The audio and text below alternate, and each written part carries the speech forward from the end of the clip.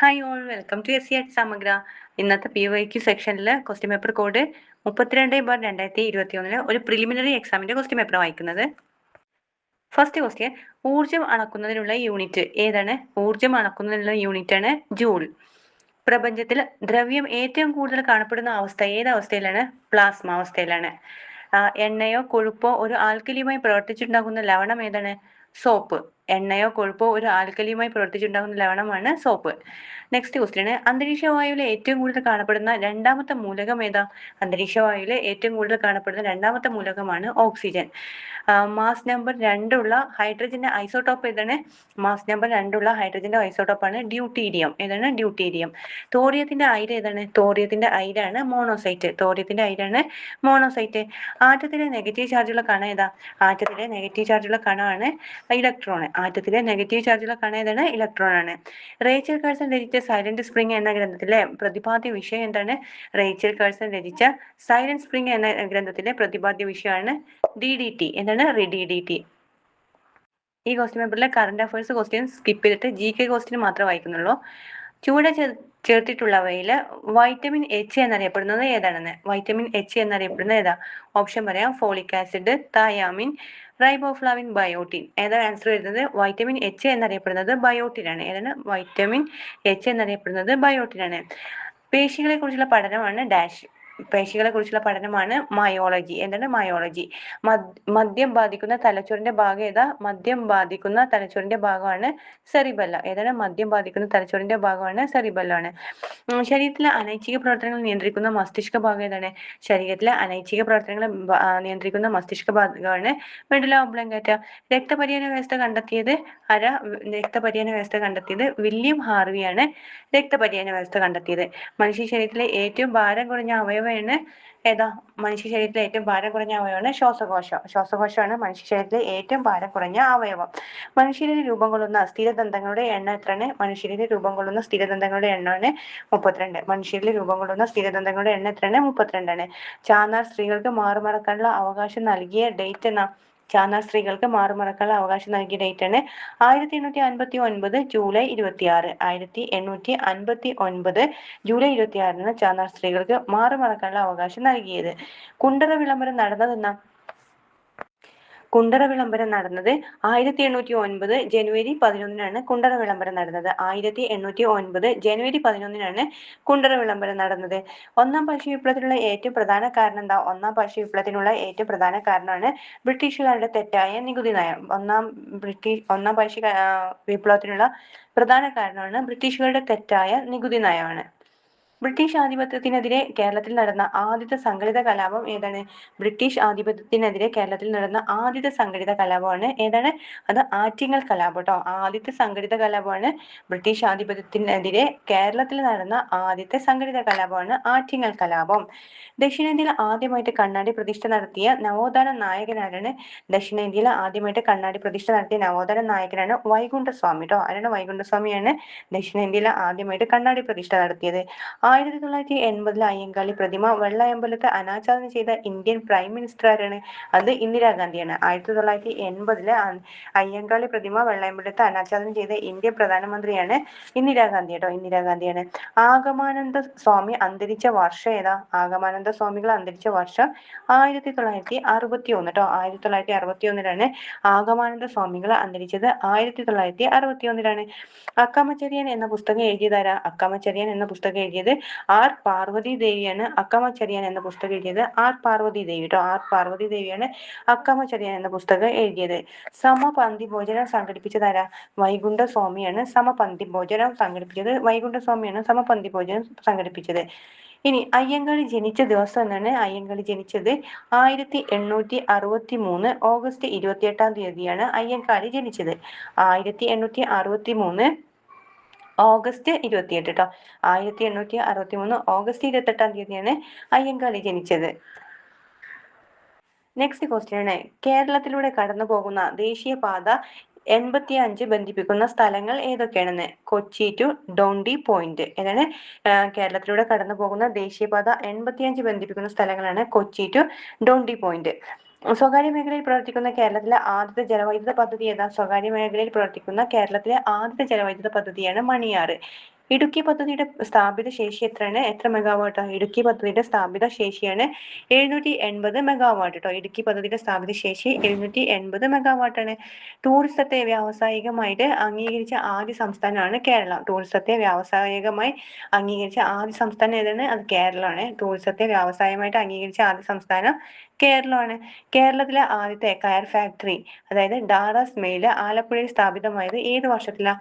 കേരളത്തിലെ ആദ്യത്തെ കയർ ഫാക്ടറിയായ ഡാറാസ് മെയിൽ ആലപ്പുഴയിൽ സ്ഥാപിതമായത് AD 1859 എന്നാണ്. AD 1859 കേരളത്തിലെ ആദ്യത്തെ കയർ ഫാക്ടറിയായ ഡാറാസ് മെയിൽ ആലപ്പുഴയിൽ സ്ഥാപിതമായത്. AD 1859. പക്ഷിപാതാളം ഏത് ജില്ലയിലാണ് സ്ഥിതി ചെയ്യുന്നത്? വയനാട്ടിലാണ് പക്ഷിപാതാളം സ്ഥിതി ചെയ്യുന്നത്. കേരളത്തിലെ ശൈത്യകാലം അനുഭവപ്പെടുന്ന മാസങ്ങൾ ഏതൊക്കെയെന്ന്? ഡിസംബർ ടു ഫെബ്രുവരിയാണ്. കേരളത്തിലെ ശൈത്യകാലം അനുഭവപ്പെടുന്ന മാസം ഡിസംബർ ടു ഫെബ്രുവരിയാണ്. കേരളത്തിലെ ഏറ്റവും കുറവ് മഴ ലഭിക്കുന്ന പ്രദേശം എവിടെയാണ്? ഇടുക്കി ജില്ലയിലെ ചിന്നാറിലാണ് കേരളത്തിലെ ഏറ്റവും കുറവ് മഴ ലഭിക്കുന്ന പ്രദേശം. ഇടുക്കി ജില്ലയിലെ ചിന്നാറിലാണ്. കേരളത്തിലെ ഏറ്റവും വടക്കേ അറ്റത്തുള്ള കോർപ്പറേഷൻ ഏതാ? കേരളത്തിലെ ഏറ്റവും വടക്കേ അറ്റത്തുള്ള കോർപ്പറേഷനാണ് കണ്ണൂർ കോർപ്പറേഷൻ. കേരളത്തിലെ ഏറ്റവും വടക്കേ അറ്റത്തുള്ള കോർപ്പറേഷൻ ഏതാണ്? കണ്ണൂർ കോർപ്പറേഷൻ. ഓപ്ഷനിൽ മഞ്ചേശ്വരം ഉണ്ട്, പക്ഷെ കോർപ്പറേഷൻ ഏതാണ്? കണ്ണൂർ കേട്ടോ. കേരളത്തിന്റെ വിസ്തീർണം എത്ര ചതുരശ്ര കിലോമീറ്റർ ആണ്? 38,863 ചതുരശ്ര കിലോമീറ്റർ ആണ് കേരളത്തിന്റെ വിസ്തീർണം. കേരളത്തിന്റെ വിസ്തീർണം എത്രയാണ്? 38,863 ചതുരശ്ര കിലോമീറ്റർ ആണ്. ദേശീയ മനുഷ്യാവകാശ കമ്മീഷന്റെ പ്രധാന കാര്യനിർവഹണ ഉദ്യോഗസ്ഥനാണ് ആരായിരിക്കും? അത് സെക്രട്ടറി ജനറൽ ആണ്. സെക്രട്ടറി ജനറൽ ആണ്. ദേശീയ മനുഷ്യാവകാശ കമ്മീഷന്റെ പ്രഥമ കാര്യനിർവഹണ ഉദ്യോഗസ്ഥനാണ് സെക്രട്ടറി ജനറൽ. ദേശീയ മനുഷ്യാവകാശ കമ്മീഷൻ ഒരു ഡാഷ് ആണ്. ദേശീയ മനുഷ്യാവകാശ കമ്മീഷൻ ഒരു സ്റ്റാറ്റ്യൂട്ടറി ബോഡി കേട്ടോ. എന്താണ്? കോൺസ്റ്റിറ്റ്യൂഷണൽ ബോഡി അല്ല, അത് സ്റ്റാറ്റ്യൂട്ടറി ബോഡിയാണ്. ദേശീയ മനുഷ്യാവകാശ കമ്മീഷൻ ഒരു സ്റ്റാറ്റ്യൂട്ടറി ബോഡിയാണ്. ഇന്ത്യയിലെ മനുഷ്യാവകാശ സംരക്ഷണ നിയമം നിലവിൽ വന്നത് എന്നാണ്? ഇന്ത്യയിലെ മനുഷ്യാവകാശ സംരക്ഷണ നിയമം നിലവിൽ വന്നത് 1993 സെപ്റ്റംബർ 28-നാണ്. ദേശീയ മനുഷ്യാവകാശ കമ്മീഷണറും മെമ്പർമാരും രാജിക്കത്ത് നൽകേണ്ടത് ആർക്കാ? ദേശീയ മനുഷ്യാവകാശ കമ്മീഷണറും മെമ്പർമാരും രാജിക്കത്ത് നൽകേണ്ടത് രാഷ്ട്രപതിക്കാണ്. ദേശീയ മനുഷ്യാവകാശ കമ്മീഷണറെയും മെമ്പർമാരെയും നിയമിക്കുന്നത് ആരാണ്? ദേശീയ മനുഷ്യാവകാശ കമ്മീഷണറെയും മെമ്പർമാരെയും നിയമിക്കുന്നത് രാഷ്ട്രപതിയാണ്. അവര് രാജിക്കത്ത് നൽകുന്നതും രാഷ്ട്രപതിക്കാണ്. നെക്സ്റ്റ് ക്വസ്റ്റ്യൻ ആണ്, ഏത് അനുച്ഛേദ പ്രകാരമാണ് ഏർപ്പെടുത്തുന്ന അടിയന്തരാവസ്ഥയിലാണ് രാഷ്ട്രപതിക്ക് മൗലികാവകാശങ്ങൾ റദ്ദ് ചെയ്യാനുള്ള അധികാരമുള്ളത്? ആർട്ടിക്കിൾ 352. ഏത് ആർട്ടിക്കിൾ പ്രകാരം ഏർപ്പെടുത്തുന്ന അടിയന്തരാവസ്ഥയിലാണ് രാഷ്ട്രപതിക്ക് മൗലികാവകാശങ്ങൾ റദ്ദ് ചെയ്യാനുള്ള അധികാരമുള്ളത്? അത് ആർട്ടിക്കിൾ 352. അൺടച്ചബിലിറ്റി റൂൾ, അതായത് അസ്പൃശ്യത നിരോധനം വ്യവസ്ഥ ചെയ്യുന്ന ആർട്ടിക്കിൾ ഏതാണ്? അസ്പൃശ്യത നിരോധനം വ്യവസ്ഥ ചെയ്യുന്ന ആർട്ടിക്കിളാണ് ആർട്ടിക്കിൾ 17 കേട്ടോ. ഏതാണ്? ആർട്ടിക്കിൾ 17ആണ്. സ്വത്തവകാശം ഇപ്പോൾ ഏത് അവകാശമാണ്? സ്വത്തവകാശം ഇപ്പോൾ ഏത് അവകാശമാണെന്ന് വെച്ചാൽ നിയമാവകാശം. സ്വത്തവകാശം നിയമാവകാശമാണ്. അടിയന്തരാവസ്ഥ സമയങ്ങളിൽ മൗലികാവകാശങ്ങൾ റദ്ദ് ചെയ്യുന്നതിനുള്ള അധികാരമുള്ളതാർക്ക്? അടിയന്തരാവസ്ഥ സമയങ്ങളിൽ മൗലികാവകാശങ്ങൾ റദ്ദ് ചെയ്യുന്നതിന് അധികാരമുള്ളത് രാഷ്ട്രപതിക്കാണ്. അടിയന്തരാവസ്ഥ സമയങ്ങളിൽ മൗലികാവകാശങ്ങൾ റദ്ദ് ചെയ്യുന്ന അധികാരമുള്ളത് രാഷ്ട്രപതിക്കാണ്. മൗലികാവകാശങ്ങൾ ഭരണഘടനയുടെ ഏത് ഭാഗത്താണ് പ്രതിപാദിച്ചിരിക്കുന്നത്? പാർട്ട് 3. മൗലികാവകാശങ്ങൾ ഭരണഘടനയുടെ ഏത് ഭാഗത്താണ് പ്രതിപാദിച്ചിരിക്കുന്നത്? പാർട്ട് 3 മൗലികാവകാശങ്ങൾ പ്രതിപാദിച്ചിരിക്കുന്നത്. ഉപരാഷ്ട്രപതി ആയതിനു ശേഷം രാഷ്ട്രപതിയായ ആദ്യ വ്യക്തി ആരാണ്? ഉപരാഷ്ട്രപതി ആയതിനു ശേഷം രാഷ്ട്രപതിയാവുന്ന ആദ്യ വ്യക്തി ഡോക്ടർ എസ് രാധാകൃഷ്ണനാണ്. ഉപരാഷ്ട്രപതി ആയതിനു ശേഷം രാഷ്ട്രപതിയായ ആദ്യ വ്യക്തി ഡോക്ടർ എസ് രാധാകൃഷ്ണനാണ്. ഇന്ത്യയുടെ പ്രഥമ പൗരനായ ആദ്യ മലയാളിയാണ് KR നാരായണൻ. ഇന്ത്യയുടെ പ്രഥമ പൗരനായ ആദ്യ മലയാളിയാണ് KR നാരായണൻ. നീൽ ദർപ്പൺ രചിച്ചതാരാ? നീൽ ദർപ്പൺ രചിച്ചത് ദീനബന്ധു മിത്രയാണ്. നീൽ ദർപ്പൺ രചിച്ചത് ദീനബന്ധു മിത്ര. അധികാരത്തിലേക്ക് അന്തരിച്ച ആദ്യത്തെ ഇന്ത്യൻ പ്രധാനമന്ത്രി ആരാണ്? അധികാരത്തിലേക്ക് അന്തരിച്ച ആദ്യത്തെ ഇന്ത്യൻ പ്രധാനമന്ത്രിയാണ് ജവഹർലാൽ നെഹ്റു. അധികാരത്തിലേക്ക് അന്തരിച്ച ആദ്യത്തെ ഇന്ത്യൻ പ്രധാനമന്ത്രിയാണ് ജവഹർലാൽ നെഹ്റു. ഇന്ത്യയെ കണ്ടെത്തൽ എന്ന കൃതി ആരുടെ ബുക്കാണ്?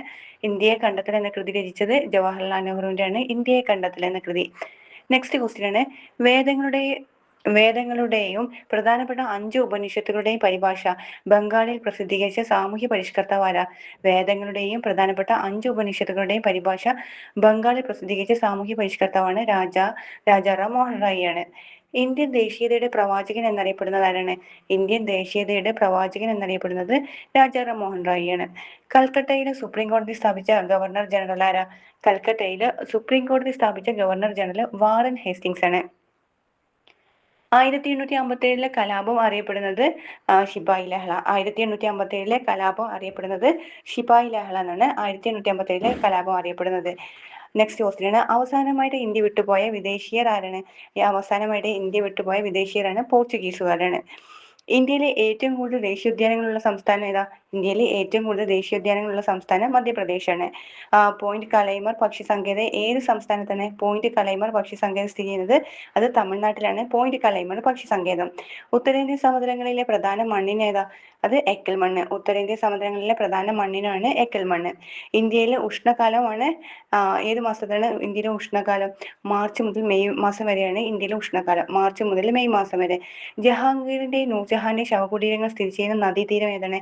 ജഹാംഗീറിന്റെ നൂർജഹാന്റെ ശവകുടീരങ്ങൾ സ്ഥിതി ചെയ്യുന്ന നദീതീരമാണ് രവി നദീതീരം. ഒരു നദിയിലേക്ക് വെള്ളമെത്തുന്ന നിശ്ചിത പ്രദേശമാണ് വൃഷ്ടി പ്രദേശം. ഒരു നദിയിലേക്ക് വെള്ളമെത്തുന്ന നിശ്ചിത പ്രദേശമാണ് വൃഷ്ടി പ്രദേശം. ഡെക്കൻ പീഠഭൂമിയിലെ ഏറ്റവും ഉയരം കൂടിയ ഭാഗമാണ് ഏതാ? ഡെക്കാൻ പീഠഭൂമിയിലെ ഏറ്റവും ഉയരം കൂടിയ ഭാഗമാണ് ആനമുടി. ഇന്ത്യയിലെ ഏറ്റവും പ്രായം കൂടിയ മടക്കുപർവ്വതം ഏതാണ്? ഇന്ത്യയിലെ ഏറ്റവും പ്രായം കൂടിയ മടക്കുപർവ്വതം ആരവല്ലിയാണ്. ഇന്ത്യൻ മാനക സമയം ഗ്രീൻവിച്ച് സമയത്തേക്കാൾ എത്ര മണിക്കൂർ മുന്നിലാണ്? ഇന്ത്യൻ മാനക സമയം ഗ്രീൻവിച്ച് സമയത്തേക്കാൾ 5 മണിക്കൂർ 30 മിനിറ്റ് മുന്നിലാണ്. എത്രയാണ്? ഇന്ത്യൻ മാനക സമയം ഗ്രീൻവിച്ച് സമയത്തേക്കാൾ 5 മണിക്കൂർ 30 മിനിറ്റ് കൂടുതലാണ്. 5.5 മണിക്കൂർ കൂടുതലാണ്. ഇന്ത്യയുടെ ഏകദേശം മധ്യഭാഗത്ത് കൂടി കടന്നു പോകുന്ന രേഖാംശ രേഖ ഏതാ? ഇന്ത്യയുടെ ഏകദേശം മധ്യഭാഗത്ത് കൂടി കടന്നു പോകുന്ന രേഖാംശ രേഖ ഏതാണ്? 82 ഡിഗ്രി 30 മിനിറ്റ് പൂർവ്വ രേഖാംശം. 82 ഡിഗ്രി പൂർവ്വ രേഖാംശമാണ് ഇന്ത്യയുടെ മധ്യഭാഗത്ത് കൂടി കടന്നു പോകുന്ന രേഖാംശ രേഖയാണ് 82.5 ഡിഗ്രി പൂർവ്വ രേഖാംശം. ഇന്ത്യയിൽ ആദ്യമായിട്ട് കോവിഡ് ബാധിച്ച് മരണപ്പെട്ട മന്ത്രിയായ അത് കറണ്ട് അഫയേഴ്സ് ക്വസ്റ്റ്യൻ ആണ്. കമൽ റാണി വരുൺ ഏത് സംസ്ഥാനത്തെ മന്ത്രിയാണെന്ന്? ഉത്തർപ്രദേശ് കേട്ടോ, ഉത്തർപ്രദേശ്. ഏതിന്റെ ലഭ്യതയാണ് മൗലികാവകാശങ്ങളുടെ ഗണത്തിൽപ്പെടുമെന്ന് 2020 ജനുവരിയിൽ സുപ്രീം കോടതി നിരീക്ഷിച്ചത്? അത് ഇന്റർനെറ്റിന്റെ ലഭ്യതയാണ്. ഇത്രയാണ് ഈ ക്വസ്റ്റ്യൻ പേപ്പറിലെ GK ക്വസ്റ്റ്യൻസ്. ബാക്കി കറണ്ട് അഫയേഴ്സ് ആണ്. Thank you.